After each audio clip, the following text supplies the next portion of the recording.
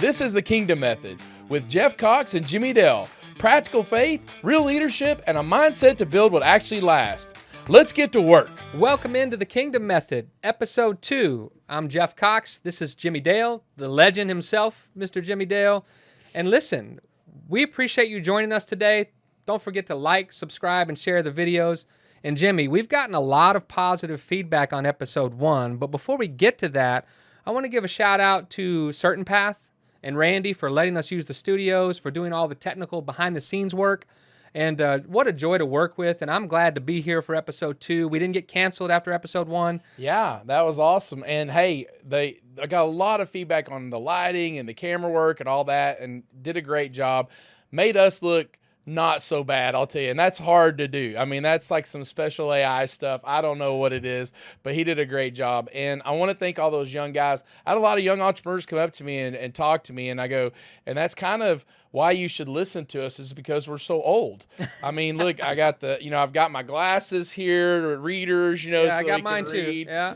It's just old guy stuff. But yeah, we're hoping to help these young guys and show them how to bring their faith and their belief system into their business, and so that people just know what they believe and how they are without even having to ask. And I think that's kind of the goal here, is to learn some business acumen, but also, man, let's just get into something that shows people what we're all about at a deep level, and not sacrifice that. So Yeah, and Happy New Year to you. I think it's a time where at the end of one year you're reflecting. A new year starts. There's a lot of hope springs eternal. Are you a New Year's resolution guy?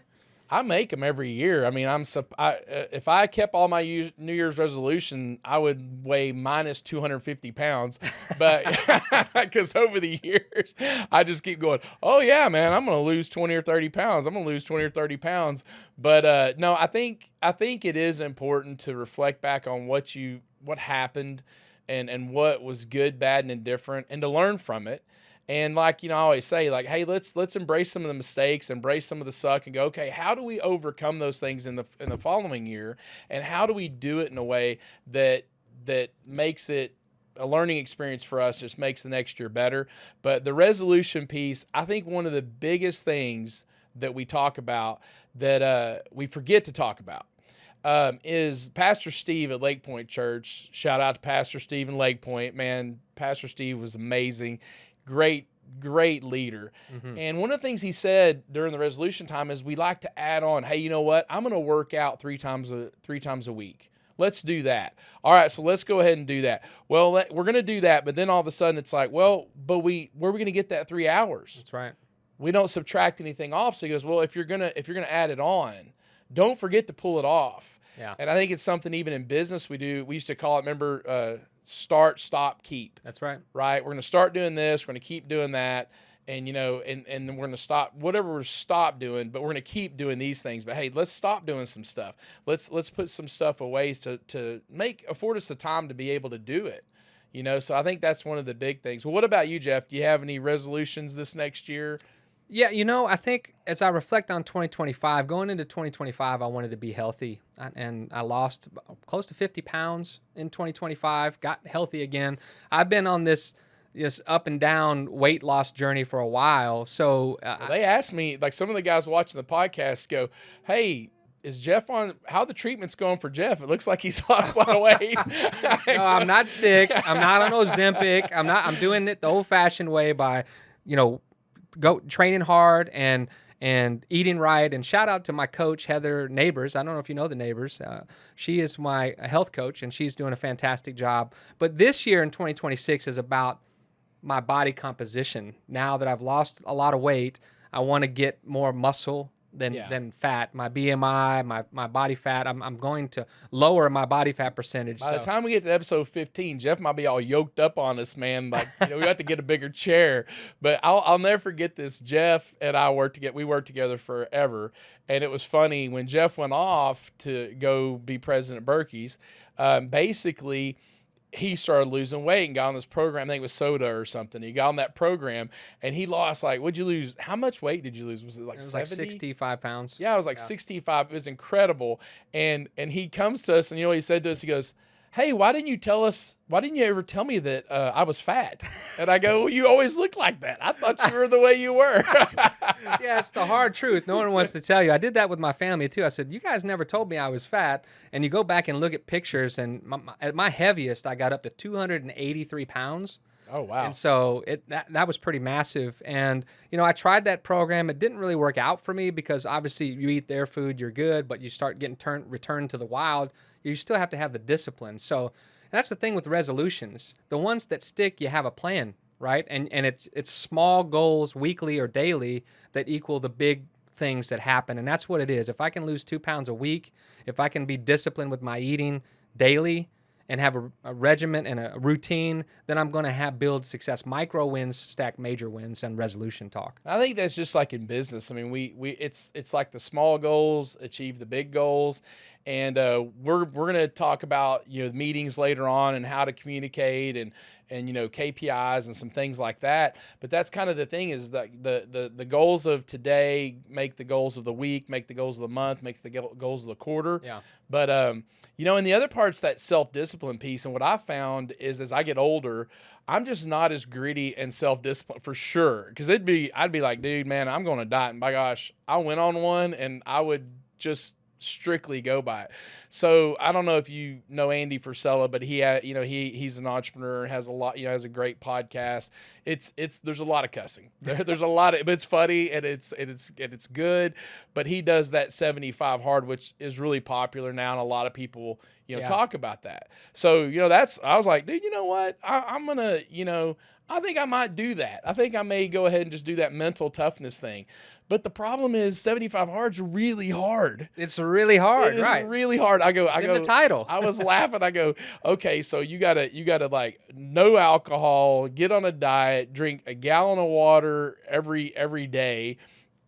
Work out 2 times a day, 45-minute periods, no hour and a half straight, one outside, one inside. And I'm over there going, man, I can maybe see me doing 2 times a day for 5 days a week, but 7 days a week. Yeah.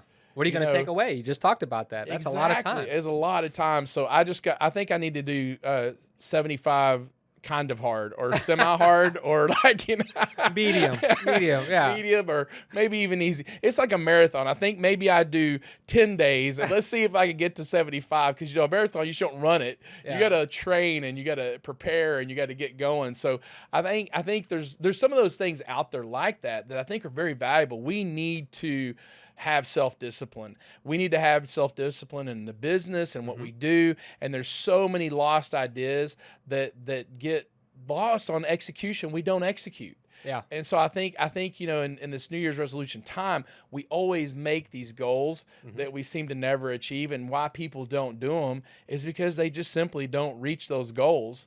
In my Vistage group one time, we had all the guys had put they want to lose 20 pounds, and all of them gained 30. It was the craziest thing I've ever seen.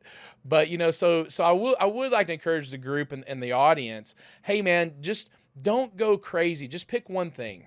Have a plan. And hey, if you can do 75 hard, God bless you, man. I think that's a great idea.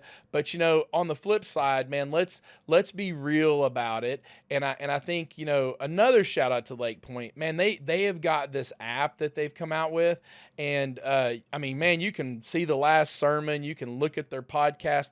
But one of the interesting things they incorporated in the church's app that I thought was great was a daily devotional. Like awesome. You can just hit that daily thing and man, there you are. There's a Bible reading. There's and it's really kind of cool too. At the end of it, you actually have a prayer group that you can literally pray with. I mean, I thought that was really cool because I just did it this morning and I thought, man, this is kind of cool. So I said, hey, what's your prayer? Would you like to share it with the group? And so I was flipping through and there were probably about 10 people at that time had put in prayers, and I thought that was a really cool thing. And so I think for me, I really yes, I am big on the health thing, man. We're not getting any younger. And I'm like, dude, I'm getting back in shape. I've had 2 surgeries that have, those surgeries knock you down, and you get kind of heavy. But at the time now I'm like, hey, I'm going to get consistent with it. And I think that's it. Do something that you can do, be consistent, get it achieved, measure your results, right? Like look at the scale. And now that you got the scale down, now you're going to be doing one of those scanners to see what your muscle versus fat content is. That's what I'm doing. doing. I said, so man, I think it's so important in business and everything else that, hey, we measure our results of what we're going to do. And one of the things that guy Andy Frisella said, and I think he lost like 100 pounds, so it was really cool. Serial entrepreneur, one of those guys, just freaking high gear dude.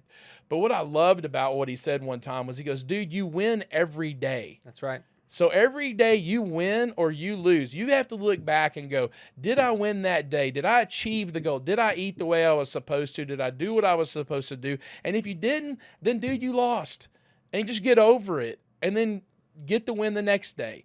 And he goes, and you got to win more days than you lose. And you win more days than you lose. The next thing you know, you've got it licked. And he is funny. He has an episode about the 75 hard thing. And what's crazy, he's like, dude, I don't care if you're on 60 and you mess up one time. You're out.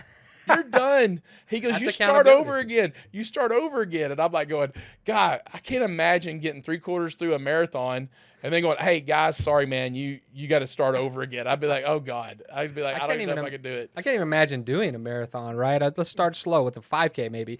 But, yeah, you're right. If I do a marathon, it's going to be a walk-a-thon. And it might take me a couple weeks. But, listen, you said something there that I'm reminded of. In January, there's two places that are really crowded. That's the church and that's the gym. And the thing is, when you get disciplined, either spiritually disciplined or, making good health choices, you want to see that gym and church crowded all the way through the year. And I don't live close to Lake Point anymore. I go to Milestone Church in Keller. And one of the things they're doing, every year they do a prepare thing, and it's a 3-night thing at the church. People fast, people pray for this event going, what is God going to show me in 2026? And I really like that approach because a lot of times we just want to dive right in, right? It's like, hey, I'm going to be disciplined, but let's hear from God. What does God have for me in 2026? And so that spiritual discipline with that healthy discipline, that's like jet fuel. We forget that because, man, especially if you're a leader and you're an entrepreneur, man, you're like out there in control of a lot. And I always laugh. I was on boards and things like that. There are charity boards, and they go, bunch of smart guys trying to control the situation. And also you're like, hey, remember that God guy? He could probably throw a miracle or two our way if we needed it, or hey, can we rely on him a little bit? So I think that's what you said was great, is like, man, if we can lean into that, I think that'd really help. And I think that's what sometimes we do. We we're humans and we're self-centered, and we're going to go, hey, what can I do for myself to make myself better, as opposed to what can I do to make other people better? What can I do to influence the people that I have influence over? How can I influence them to be better people? Yeah. And that's one of those things, is like, hey, God, lead me. Tell me what I should say, what I should do on a daily basis. And I think one of the things that I always tell people to pray about that they don't think about is, man, pray for discernment. That's right. Wisdom. That is one of the, as a leader and someone who is in charge of all these families' economy, every decision you make, if there's 450 people that work for you, that could be thousands of people. That's right. And every decision you make is going to flow down to their economy. That's right. And going to change how they do things. I never wanted to be that undercover boss that had the mustache, he's riding, and he's the nicest guy you've met. You're up there talking to him, they're interviewing him in his office, and it's up in the little ivory tower. It's beautiful, and he's over there, man, I'm the greatest guy ever, dude. I love my employees, man, they love me, and this is great. And then all of a sudden they get down there, and he's riding with Susie Q, and she's eating cat food, and single mom with 3 kids, and you're like, he's crying and writing her a check for $75,000, and I used to always laugh and go, I used to tell people in orientation, I do not want to be that guy. I do not want to be the guy up on the ivory tower that thinks everything's going great down there for everybody down there. That's right. I really want to know what's going on. And I would tell them, and it's funny, I talked to they don't give their cell phone to their own people. Like some of these big companies. It's like, don't bother me. Yeah, please don't. I would say, hey, man, if anything I told you in orientation today about our business, about the way we do business is not correct, here is my cell phone number. You can text me or call me, and I will find out what's going on. And you know what? to the credit of all the people that were in management at Baker Brothers, I got 1 or 2 texts a year. Yeah. And I think that's another thing that we don't do too in customer service is give our cell phone number out. People go, you give your cell phone? Today, I give my cell phone number to a customer. If a customer called in and got to me, I give him my cell phone number. Yeah. And I've never had them bug me. I've not had one customer bug me. We get the problem solved. Man, they are appreciative. They can't believe that, hey, the president, the owner of this business has given me the cell phone number. Yeah, that's the kind of service we're going to provide. We're going to provide a service that's so good that you're going to be blown away. And because, I guarantee if we have a problem, dude, I can't even call Facebook or Meta if I had a problem. I can't call, Google or whoever. Yeah. So it's the same thing. We just have this thing, even with local businesses, that we don't think that they're available to us. And that is a big, huge mistake that we have to rectify, especially in the home service world. We need to be available for our people and our customers. And if you don't want to be that dude sitting in the ivory tower thinking that everything's great below you, That's right. then you better have a way for people to speak up to you and be able to tell you, hey, there's a problem here.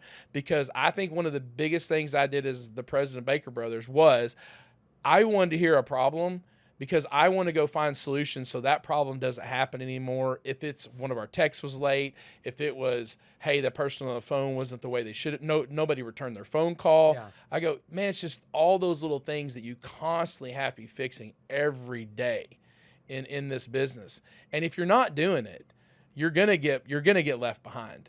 It's too competitive in this business today to not be checking all the boxes. Well, I think that's important. I can attest that to you for you because you were that person and taught me how to be that way. Is like if a customer problem got to me, then it's probably serious, or people below me didn't handle it correctly. And our words and our actions have to align. And we can have all the great core values we want. We can put all these customer promises and these great statements. But if we're not willing to put our money where our mouth is and live it out on a daily basis, that's what's key.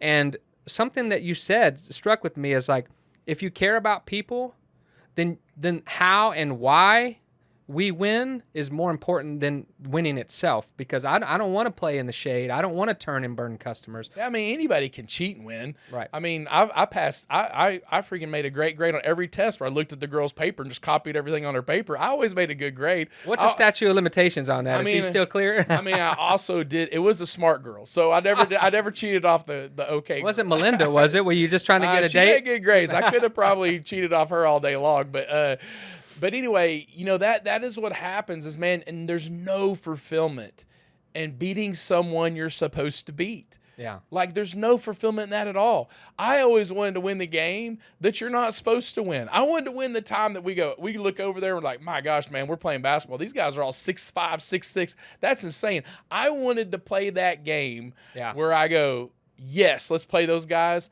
and hey, let's beat them.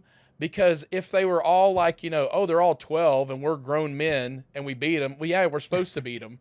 And I always laugh. I said, you know what you risk in sandbagging? You could lose. That's true. You could lose to the worst team ever. Yeah. And I go, how do you feel now? So I think one of the things is, like you said, winning the right way. And I think that's something too, that as Christian men, we can't be scared to win. We can't be scared to talk about winning, to talk about, even I think being aggressive in a way. I go, man, God wired us this way. He wired me to say, if you said something to me, dude, I'm saying something back. I'm speaking up. I'm not sitting back and going, well. In love. Speaking in love. In love. I guess that's the way it should be. I guess we should just all sit here and do that. I go, no. If something's wrong, man, if it's unjust and it's not true, we should speak up to those things. That's right. And I think it's what the worst thing people do is that sometimes they kind of forget about Jesus sometimes tumping a table over. He didn't do it all the time. And I don't think you should do it all the time. Yeah. But, I mean, it should be in you to speak up for what's just and to even evaluate when you're winning to go, am I winning the right way? That's right. I told everybody in business, if you see someone doing too good, you check that. You find out why that guy's selling so much and why is he closing at the rate he is. And you verify that he's doing good. And then the people that are doing really bad, check that. Why are you doing so bad? I remember I had a guy come in one time and he was a plumber and he goes, man, I'm working my butt off out here, and I'm doing all this stuff. I go, you have the worst numbers of the whole entire group by a margin. And he goes, well, man, I'm working myself to death. I go, okay, so let's just get straight, dude. Let's just be honest here. You're messing around. I mean, I was on a truck, dude. You're off not doing something you're supposed to, going to the bank, running errands, doing something, but you're on the job. Let's just be honest about it. And I go, and the other part too is just at the end of the day, you're either the worst plumber in the history of the world. If you were working straight these 80 hours with no production, I go, you need to go find another job doing something else because plumbing is not your thing, bro. I go, but I think, sometimes we're even as owners and operators, what we do is we let them get out of the office and then we shut the door and cuss and kick and get mad about it. Instead of like calling out the injustice and go, hey, let's just be honest about this, okay? Look, I did what you did. I've done what you've done. Man, I've cheated here and there and not doing what I was supposed to be. Okay, you got caught. Let's stop doing that. Let's just move forward or just get out of the organization. Yeah, and I think defining what the win is important. And speaking of that, we talked about reflecting back on the year and being hopeful about the new year. Well, I'm a huge Cowboys fan. Okay. Oh yeah. And I want to talk about defining a win because there's for the last 30 years, it's been what's winning to the Cowboys. Is it wins and losses on the field and getting to the playoffs and getting to the Super Bowl? Is it dollars? Is it being the most valuable franchise in the history of sports? And as a fan, we get stuck in the wins and losses in the product on the field. But Jerry Jones might be sitting in that ivory tower, and I'm not sure what kind of boss Jerry Jones is. This is no indictment on him. I have a pretty good idea. It's ivory tower. It's worth multi-billion dollars. Well, it's beyond ivory for that tower. But the point is, for the Cowboys organization, what is the win? Is the win that we put a lot of money in the bank, forget the results on the field and the fans? Or is it that balance of we got to perform and make money? Well, I mean, that's the thing is, man, we've got to number one, we should be making our customers and our employees happy. That's right. They should find joy in coming to work. I mean, dude, work's work. It's not. They would call it fun otherwise. It's not. But we need to make them where they go, I enjoy what I do. I find purpose in what I do. And and that's what's sad is like and I don't know if he's a mad genius, Jerry Jones, like that you've not done is 30 years ago. So talk about aging yourself. We said, yeah, I saw the Super Bowls. You're like, the young guys are like, oh, you did? Oh my gosh, on TV? I'm like, yeah, I mean, dude, I feel like I'm ancient now because the Cowboys Super Bowls. It has been 30 something years. That's insane. 30 years. It's hard to think. And you know what? And I think what has happened is this disappointment of, it looks like all of a sudden they're going to be good and win. And then they win and they get in the playoffs and lose the first playoff game. And it just happened again and again and again. And it was almost, I think these last 2 years, I guess there's been some good part for me was, dude, they just were bad. I sold my tickets. I have season tickets, sold my tickets more these last 2 years. But relative to our businesses, I think you're exactly point on. We want to make money. We want to do well. We want to be successful. We want to grow these businesses. But we also have to understand that we have an obligation to the people that work for us and the customers that we serve. And I'll wear this like a badge of honor. At Baker Brothers in the summer, 90% of our customers were repeat customers. Yeah. And that was because our goal in our head was to be the best service company in the world. And everything that we did was like, well, is that the best? We were talking about customer service one time, and we basically assigned a person to customer service. Well, everybody has a customer service person, but then they always had to call a manager or get okayed by another supervisor. I go, no, this person has been with us since they were 19 years old, for 20 years, whatever. And I said, I think she can make all the decisions. And man, that freaked everyone out because I go, refunds, whatever. I don't care. I go, you've got the gun, shoot it. I don't care. You make our customer happy. So when they wanted to do was, so when someone calls in, we'll put them in a queue and in Service Titan, and then they'll go through that queue and knock that queue out. I go, well, is that the best in the world? And they go, well, I go, what would the best be? Well, the person that answers the phone. Yeah, the person that answers the phone immediately solves their problem. How about that? And I said, and man, and she gave me a report with all the problems and all the solutions every week. And so it was just great because it made us like one of the best in the business. And I think that's one of the things, like there's some little things we do that are just very simple. But if we'll keep in mind our goal and what we're trying to do, I think that'll align everything. And that all of a sudden you're like, well, hey man, if I'm wanting to be the best, if I'm wanting to be the best for my employees, is that the best for our employees? Yeah, not the guy with the most money, but the best experience, right? It's about, let's not mince words here. The goal is financial success, but how you achieve that matters. And I can do that with a string of dead bodies along the way, or I can do that building up people, lifting people, encouraging people, and providing a great product. And that's the differentiator, right? Is how we do it. I had a guy that worked for us, that worked for another company, and it was just no price book, straight commission, go get what you can, right? And he goes, man, I actually made a little more money than I did at Baker Brothers, but you know what? I could look myself in the mirror and shave my face. Because it was hard for me to look in the mirror and shave, because that's what happens, man. It, like, all sin equals death. And no matter what, you can be having a great, dude, sin's fun. It's great. If it wasn't fun, there would be no temptation. If it wasn't cool to go out and do whatever and be a good time, I go, then how would it be tempting to us to be like, that's not even fun. Why would I do that? But what happens is that we keep doing it and keep doing it and keep doing it. And then the next thing you know, we're in a spot that we're not happy, and we don't have joy, and we're not giving joy to anyone else.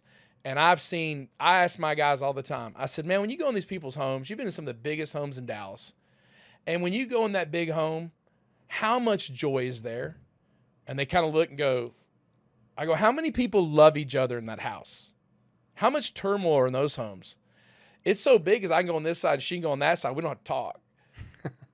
I go, but those small homes, the homes that maybe are poor or, middle class, whatever, dude, all of a sudden, man, they're all loving on each other. And hey, what'd you do at school? And hey, care about each other and all that. So, but that just goes to show you sometimes you can get to a point of success that is this dirty and nasty and ugly, and it's not fun. But if you do it the right way and you lift people up as you go, that's awesome. Yeah. That's the kingdom method. Yes, and that is what it's all about, man. It's all about, man, doing for others. And I always said that. I always told people, being generous, man, you'll get addicted to it. Just giving money away and doing stuff like that, giving your time away. Man, you get so much more out of it than you ever give those people.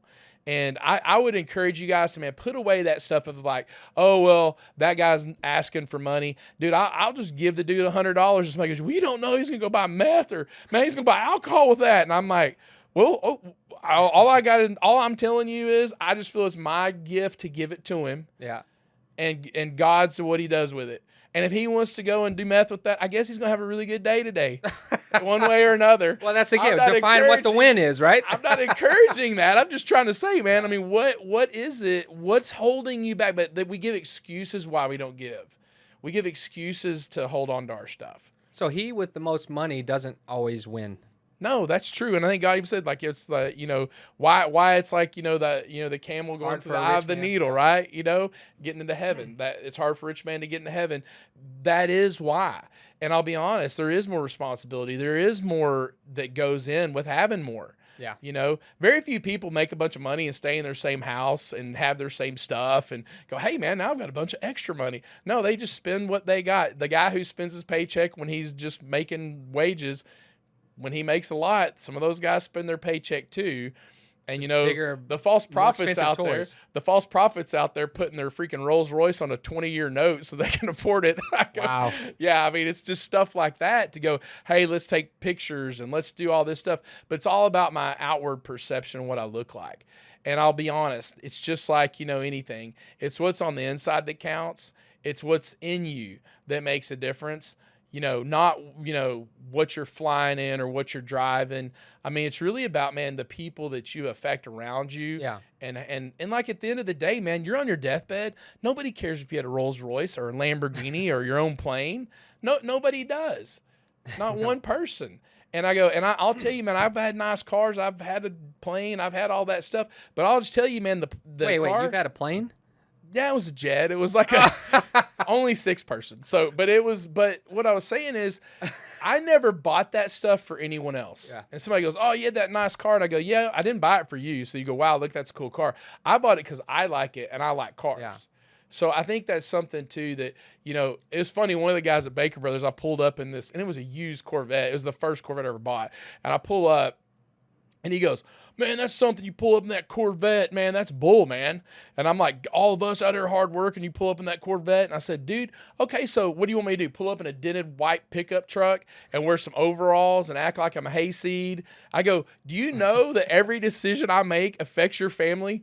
I go, "Do you want a guy who's winning at life, or do you want a guy who's losing at life? You tell me." He goes, "Well, I never thought about it that way." And I go, "I never had another person seriously ever say anything about it." And it wasn't because of that one instance, but it's true.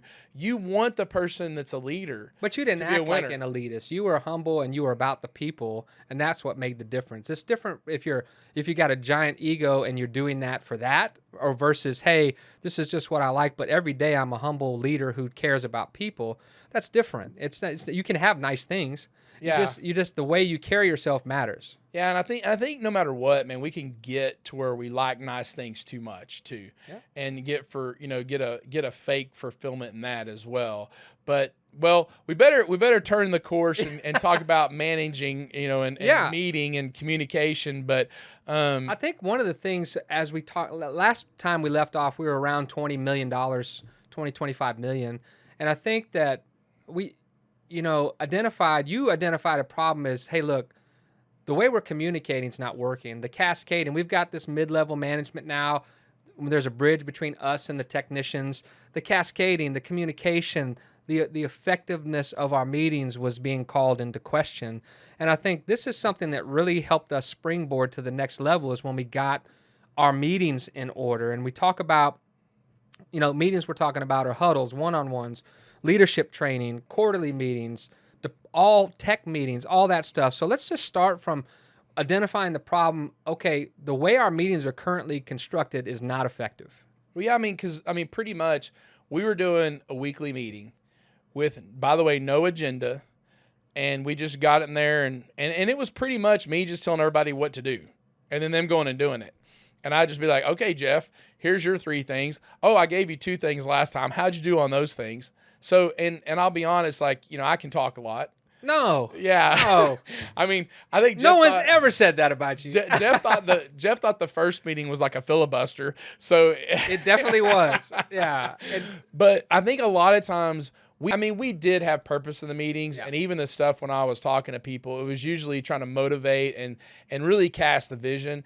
And so I don't think that you should not do that as a leader.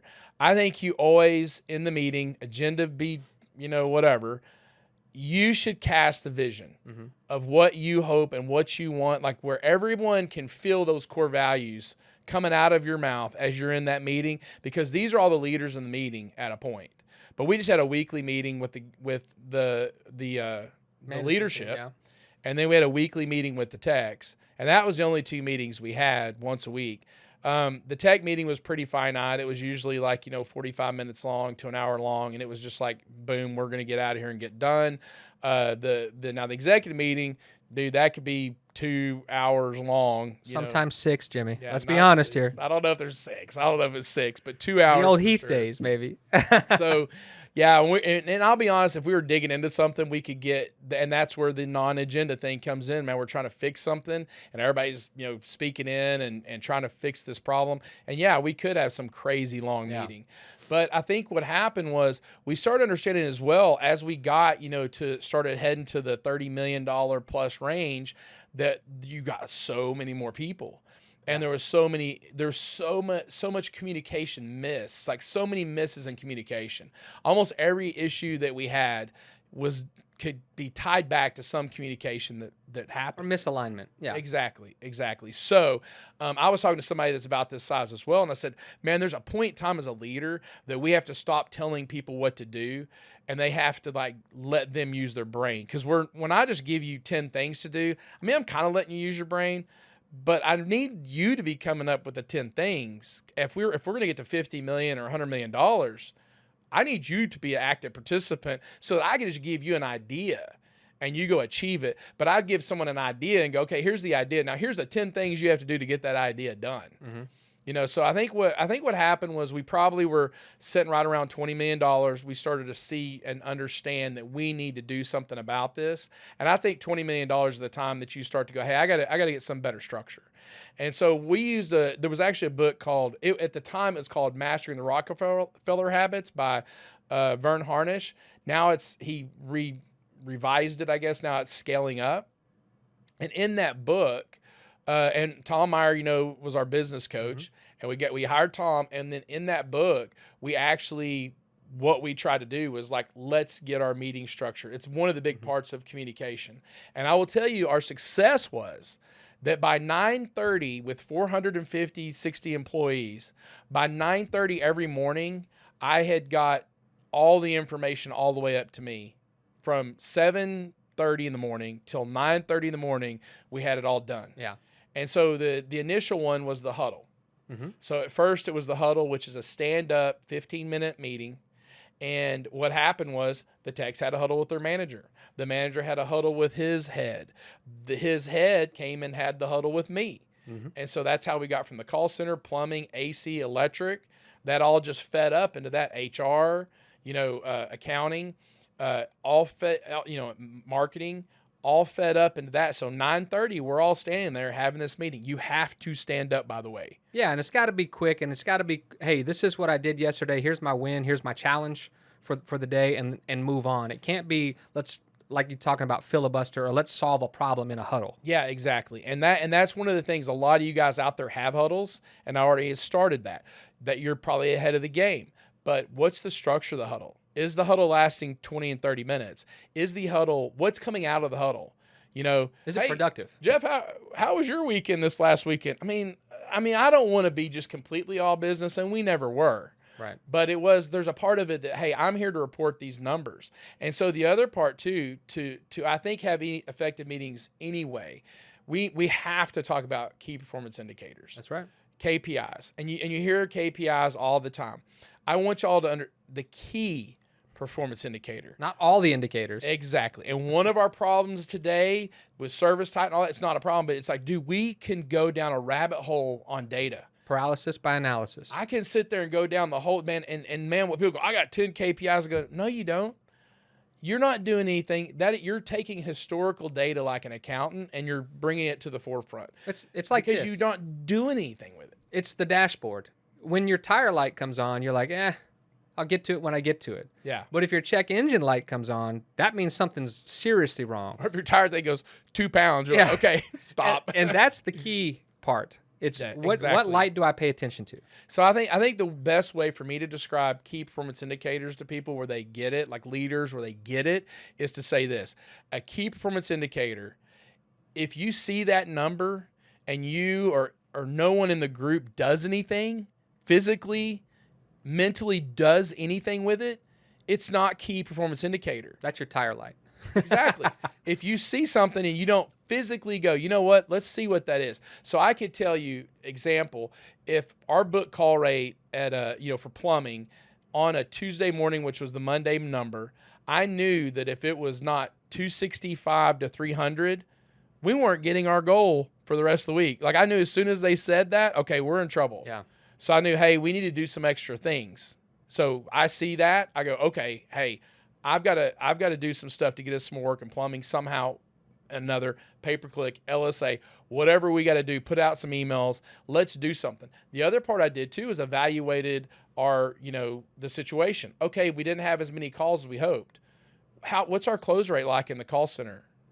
Okay, what TV stations we're running? What radio are we running? Mm-hmm. What creative are we running? What promotions are we running? Then all those things come into play. And then I'll be honest, Jeff, I think at a point in time, we knew that one of the local TV stations was actually, the ratings had dropped. Yep. And we knew before they even posted their stuff. Right. Yeah. Because we saw that every time that TV station ran, we didn't get as many calls. So we started to see these things, and I go, and that's what you have to start to do. You have to, as the leader, start to see the things as they report the KPI. You go check all these things, because that little huddle was my to-do list that day. That huddle was, okay, we had some problem with the customer, a problem with the technician. Oh, hey, that number's not right. But if you don't, the other part too is, I don't think a key performance indicator is something that is key, but it's always the same. If our material rate, we had our material rate locked in, and at a point that was a key performance indicator for us. But once it's locked in, and for 6 months, a year, it's always the same. Why would we look at it and talk about it anymore? We should only talk about the things that we're really needing to fix and maintain and do things. Like I said, If it's out of whack. Yeah, exactly. We need to do something. And even if it's too good, like when numbers are too good, people don't go check them. And they go, oh, it's great. Man, we dropped down to 8% on our P&L with our material rate. Dude, something's wrong. Yeah, they're not putting materials on jobs, or something's They missed off. a bill. Yeah. I don't know what they did, but and every time I've always found that something's wrong. And what's going to happen is you think you did all great. The next month you're going to get all of a sudden you're 28%. That's right. So the thing is, we really have to pay attention. And what are you wanting communicated to you? I think that's the biggest thing in the huddle. What do you need as a leader? So for me, it was book calls. It wasn't total calls. That was the whole thing that I used to get in a fight with one of the guys. I go, it's not total calls. I can't go on a call that I don't close. Yeah. But I can go on the one I close. But what do you want to hear from each one of your people, and what do you think is important for that day?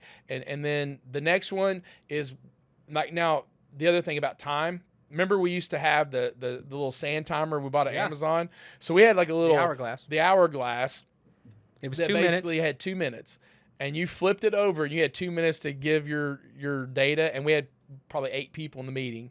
And then it was just everybody flipped it, and then you got all the way around, and it got us in the habit of keeping it short and succinct, because it wasn't just me that talked all the time. Oh, it can get out of hand really quickly. Like the amount of time you could be in a huddle for 45 minutes, hour, if you do not have the discipline and the structure. And remember the other one too, was you're gonna come up with a problem that needs a solution.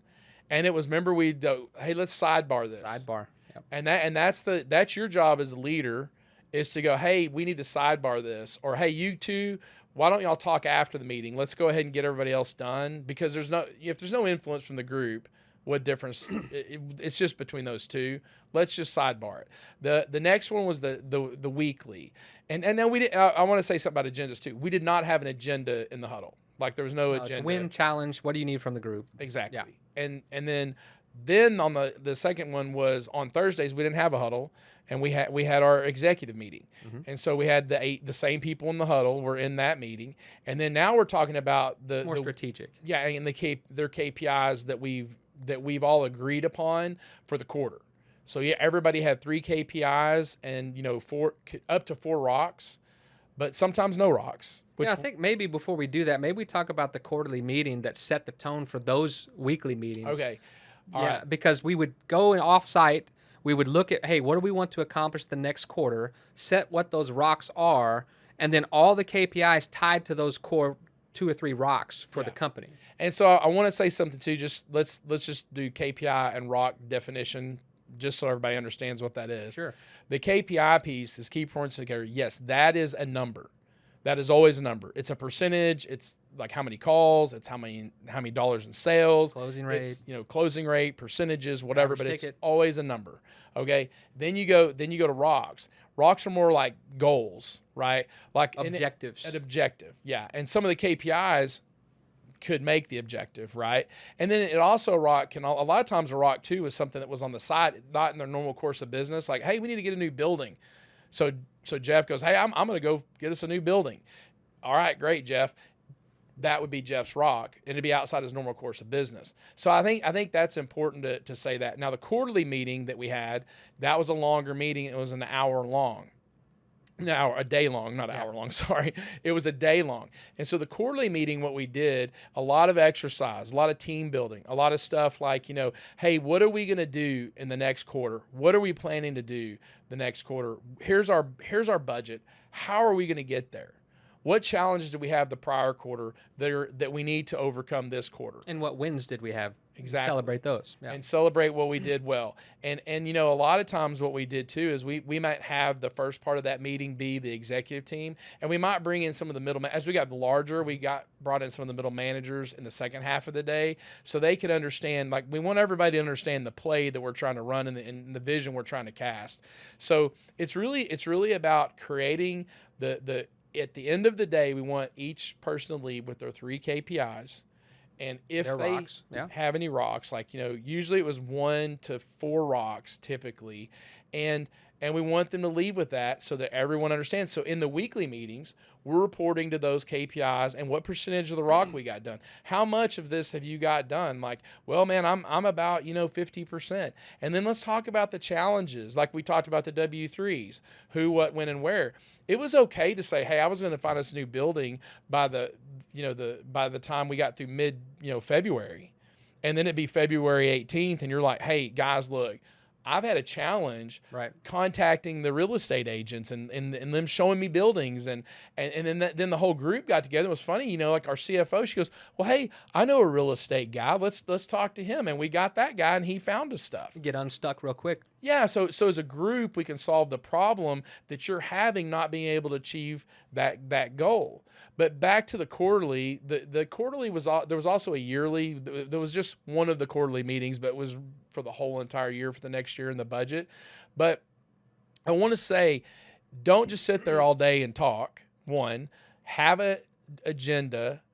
Because you're there all day, be flexible, because y'all might get stuck on something, and go ahead and spend the time on the important things, the KPIs and the rocks, and get those completed, even if it takes some time, and have some flexibility. But also get everybody up and make sure everybody's talking. Like, a lot of times the leader talks and they just sit and listen.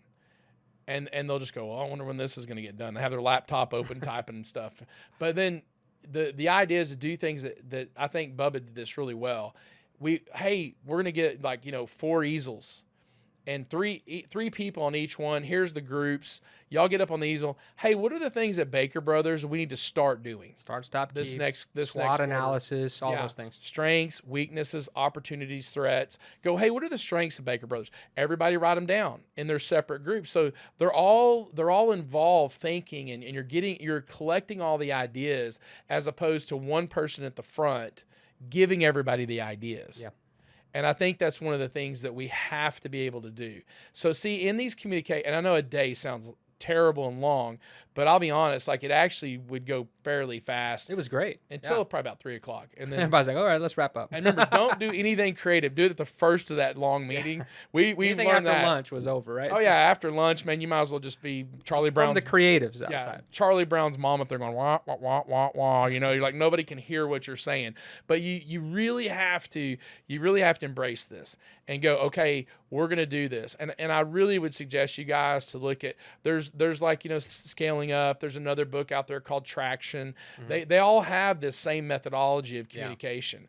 Yeah. And one of the things that we miss sometimes is those full day meetings gave us a chance to all cast our vision and be on the same page with that vision. It wasn't just me casting the vision at that point. There was alignment with it. And we all were creating the vision. Things that were tied to what we want to accomplish for the quarter or for the year. And that's what the weekly meeting was, to reinforce how are we progressing with these things that we said we wanted to accomplish this quarter. How are we doing? Who needs help from what? And then sometimes in those weekly meetings, we're like, who has a problem that we need to get strategically together and solve? So that was one of the things I think is like to grab the data, get the data, and you keep the data. See, sometimes they have these big long workshop meetings, and they just 2 months later, you forget about it. Yeah. A month later, you forget about it. See, we recorded all that data, the KPIs, the rocks, each single person, like it's a spreadsheet. And there's Jeff, and there's his 3 KPIs for this quarter, and there's his 3 or 4 rocks. Mm-hmm. And remember, we used to have a board in the meeting room where you would go up and mark, it's good. Accountability. Yeah. I'm green or I'm red on my KPI. I'm green or I'm red on my rock. And it was accountability. And it was something in a way that was not a shameful accountability about you're not pulling your weight. It was more about an accountability to go, dude, I'm proud of what I do. And that is a reflection of my work that everyone can see. And at the same time, if you had 2 or 3 weeks of red, then hey, we got to do something here. Yeah, and it's like, dude, man, I'm having a hard time, dude. I'm really struggling with this. I don't have time to do this. I don't have whatever. I mean, we used to talk, with our CFO and, Kim Hernandez and go, hey, we don't have time. I've got clothes and I've got this. Go, hey, guys, look, can we help you with anything in clothes? Is there something that I can do, an activity or something I can take off your hands? And she'd be like, well, really, could y'all just get all your stuff here to me on time? And we go, okay, everybody, look, we're going to leave this meeting and you guys are going to go in your office and you're going to do your expense reports. You're going to get everything to her as fast as possible. Anything else she needs, let's get it to her so that she'll have time to get this stuff done. So I think that's a team environment of accountability in a way. Mm-hmm. And if you didn't come along with the team, guess what happened? You got kind of you didn't feel good with the team. You feel uncomfortable with the team. We would be looking at you like, oh. Team full of high achievers, and the people that aren't achieving, they get uncomfortable real quick. I think I said this last podcast, dude, get people that want to win so bad that they think they're going to throw up in their mouth if they're going to lose. I go, dude, get people that like to be winners. Yeah. And it's okay for you to win and okay to talk about it. And it's okay to say, hey, man, at a point that you're losing, that, hey, I need to bring you in and talk to you and have a real tough talk with you. And I think, you need to have a talk that's not, too kind and not too whatever. At some point in time, man, you have to have a talk. You have to write people up that it has teeth. Because what everybody starts doing, we're going to evaluate. We're going to write people up. And it's so soft. So soft. Mm-hmm. They just think, oh, well, I guess I'm not doing so good. I knew it. I saw my red KPIs, whatever. But when it's like, hey, man, you're not going to work here if you keep doing this, that has a little bite to it. And I mean, that needs to be said. And, to be honest, I think, you being too soft and being too nice to your people, it's like, it's the worst thing that you could do, because you're not putting them on notice that they need to do something. They need to pick it up. Performance matters. Exactly. And if you're too soft, then you're just going to keep dealing with them and they're not going to change their behavior and you're not going to change yours. And guess what? You'll have them there 2.5 years later and then finally they'll quit or something. You're like, thank God they quit. But it could have happened 2.5 years ago. Right. And so the other part too is I used to tell people this all the time. I go, man, I'm going to tell you some things that are really hard and but they're true. And I go, and the only reason I'm telling you these things is so that you can be better. Yeah. That's the only reason I'm doing this. I take no joy in beating you up here on this stuff, but we have got to talk about this and be real about it. And either can you do it or can you not? Mm-hmm. And I think that's the other thing that we do is we put people in the wrong place. Yeah. And those weekly meetings brought all of that to light in front of the whole group. It's like, who's getting things done? You can tell. Who's not getting things done? You could tell. You put it up on the screen, man. Right. It was up on the screen. You sat there and saw it and you go, okay, there it is right there. Yeah. There's a scoreboard right there. I mean, pretty good. Like, talking about the NFL, you go play. I mean, it's like Texas Tech and everybody. I guess college is better because you're not really quite sure. Are they as good as all the other ones? Is SEC better than everyone else? Or who's doing what? I guess now everybody's going to be the same because you can just buy players and do whatever you want. But, it's like a free agency every year. But you got that scoreboard up there. And I mean, we basically saw when Tech, I mean, I love them to death. That's where my daughter went. We used to see Mahomes out there. But when you see the scoreboard and there's a 0 up there, you're like, you got to own it. I know. It's like, dude, man, we're as good as we were this year. We're not that good. Right. And we need to improve. And I think that's one of the things that this helps with is this whole thing of like, hey, we're going to help you improve. And it's the other part too is getting the group in a discussion about solving a problem with like one person can happen, but man, 2 people and 3 people and 4 people. All of us are smarter than one of us. Exactly. So I think that's something that we really need to focus on here. So I'll just kind of recap. Man, huddles every day, 15 minutes, stand up, man, 2 minutes a person. Man, get in and get out of that thing. But make it to where your whole entire organization, by 9:30 that morning, all the communications have gone to you. Then you have the weekly. 1 hour, depending on the size of business, could be an hour and a half if you got a lot of reports in there, but an hour to hour and a half. Strategic. Focus. Sometimes leadership development in there as well. Yeah. Big problems, hey, I have a real barrier here that I'm having a hard time getting this rock done or getting my KPI to where it needs to be. And what is that barrier and how do we all solve that? hey, average ticket's low. It's great to say it out loud. Okay, what are we going to do about it? So that was something else. Then the quarterlies are really strategic planning and like, group thought, it's almost brainstorming in a way to cast the vision. Problem solving. Yeah. Right. And then the yearly, hey, like, man, we've done our budget. Can we achieve this budget? What are some issues that we're going to have with the budget? We went over it like by section and go, oh man, that material rate's gonna be hard to get. Okay, so what do we need to do?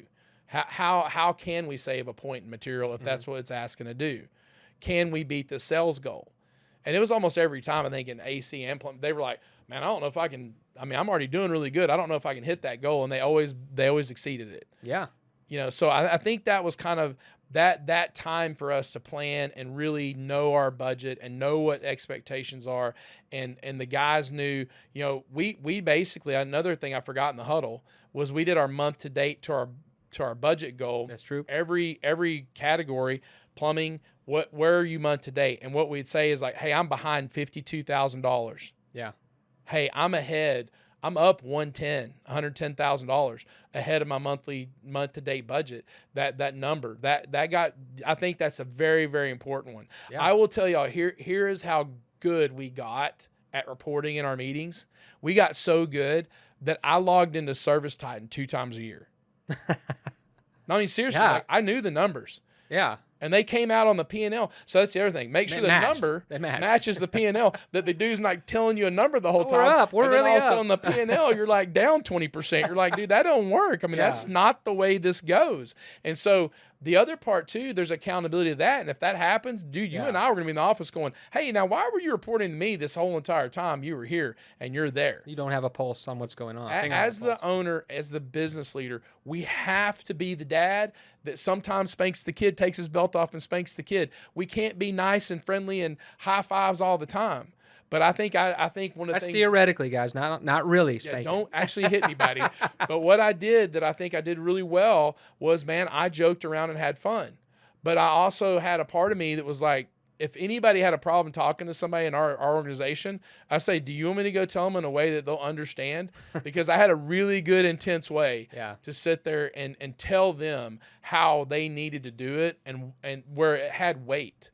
And I said, and man, don't be scared to go. I mean, we have an org chart, but man, if you have to go down, it's okay.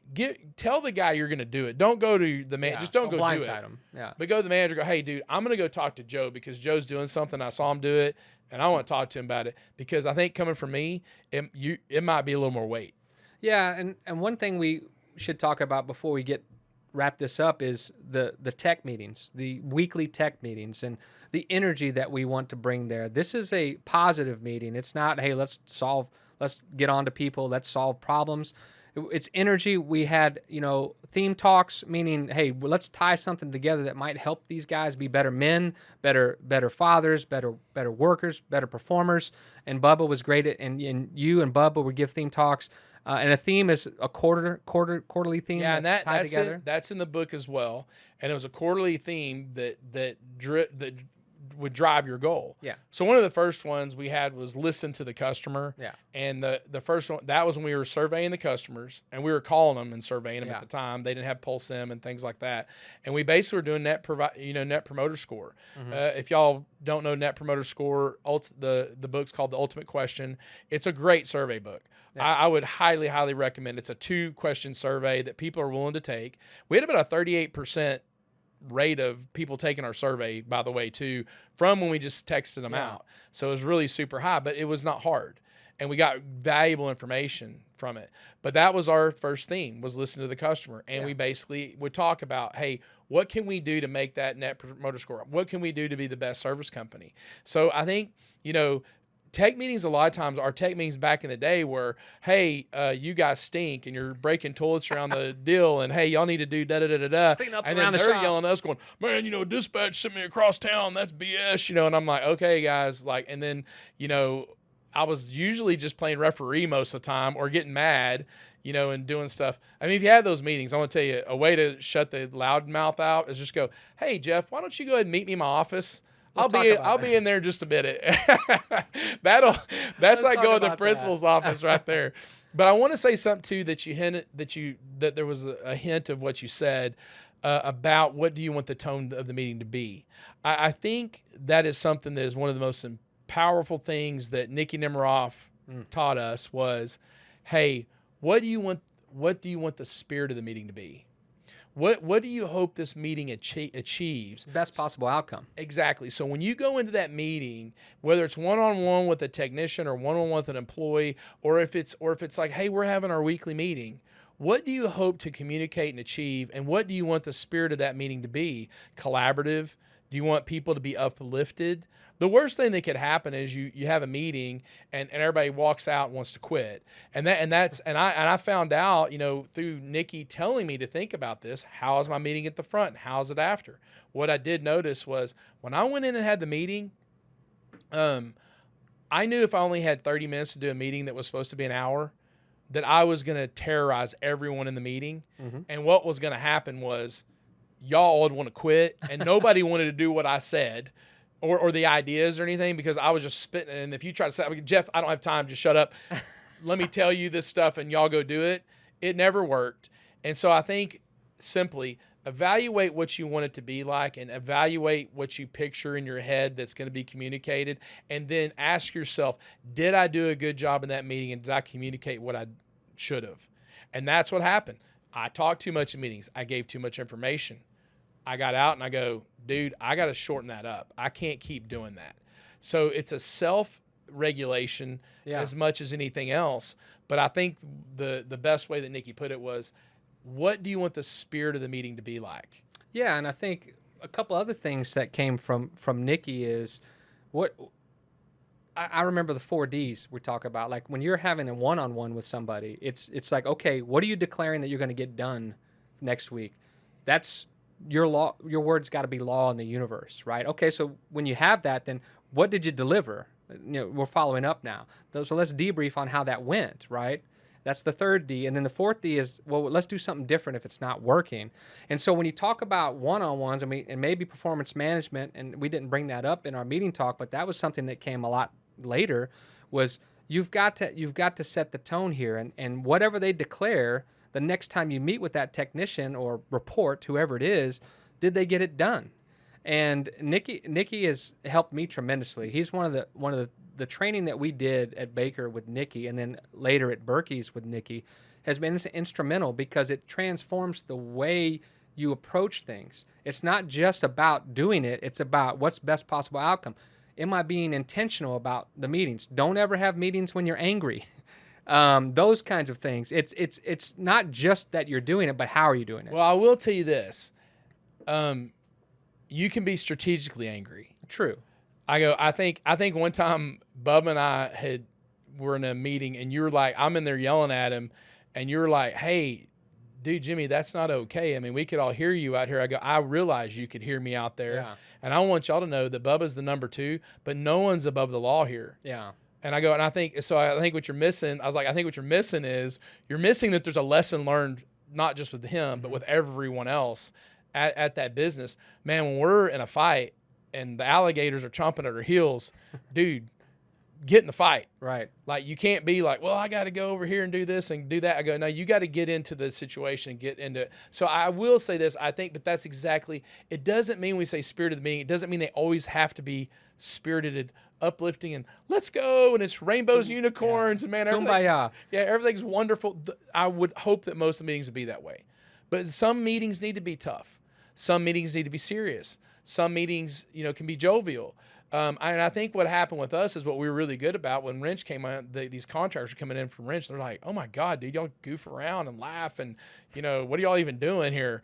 And then when we're top performers. Yeah. And how are y'all executing? Because everyone's relaxed. No one's under pressure.